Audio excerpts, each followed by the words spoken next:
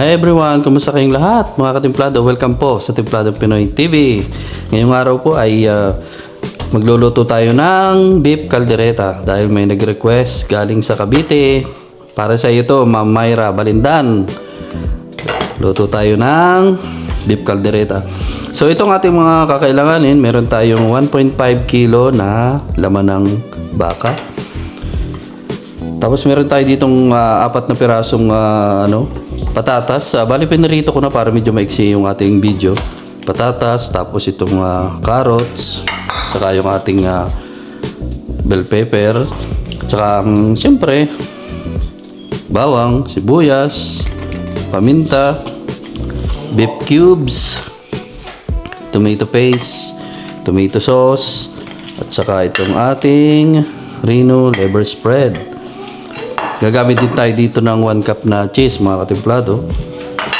Siyempre asin, paminta, at peanut butter. At saka butter, yung ating gagamitin pang panggisa. Siyempre toyo. Okay, so ang unang gagawin natin mga katimplado ay mamarinate muna natin ang ating baka. Okay, lagyan natin dito 1.5 kilo mga katimplado. Soy sauce, tsaka paminta. So naghugas naman ako ng kamay, pero hugas ulit tayo para siguradong malinis. So katulad ng dati mga katimplado, ang ano nito ay makikita nyo sa description box ng ating video. So ito na, Ma'am Myra, yung request mo na beef caldereta. Magpainit na tayo ng kawali. Natin ng konting mantika. Mga 3 tablespoon. Okay, lagyan natin ng butter.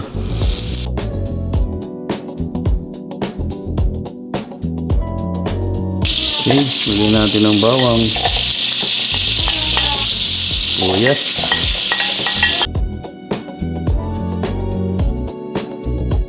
Okay, pag mapula-pula na, ilagay na natin yung ating minarinate na baka.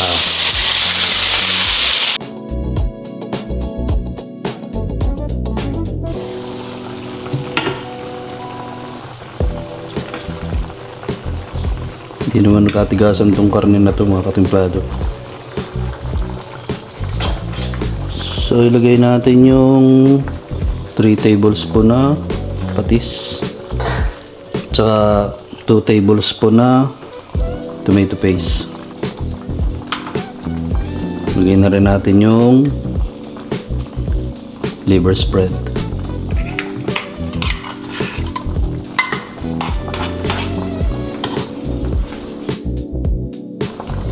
One cup mga katimplado.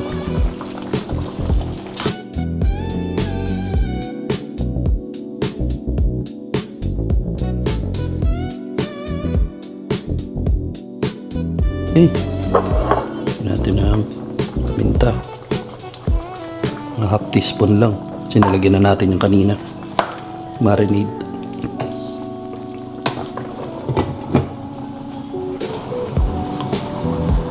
Gawin natin ang isang lauro. Okay, lagyan natin ng peanut butter.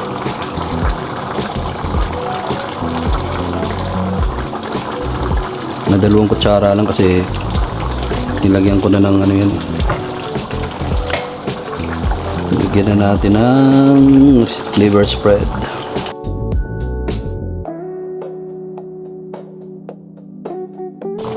Lagyan na rin natin yung 1 cup na cheese.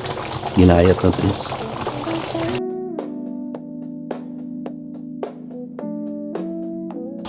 Ganyan lang kasimple magluto ng kaldereta. Oops, malambot na ito mga katimplado. Pwede natin ilagay yung ating lagyan na natin yung ating patatas. Pero para sa 1.5 kilo na beef ay okay na yung 3 hanggang 4 na pirasong patatas. Lagyan na rin natin yung ating carrots. Pinirito ko na ito kanina. Okay, dagdagan pa natin ng tubig. Busin na natin yung tomato sauce at konti na lang may natira.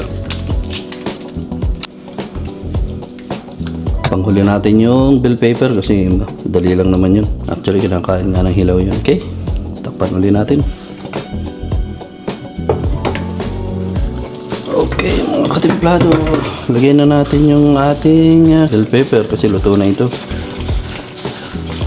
Pwede ninyong dagdagan ito ng green peas kung may available kayo.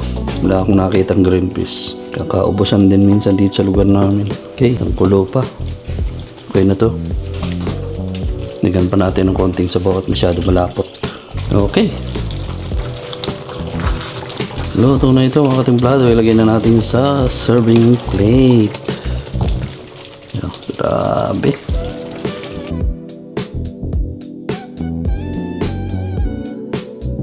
Okay mga katimpladong Pinoy. Luto na po ang ating beef caldereta.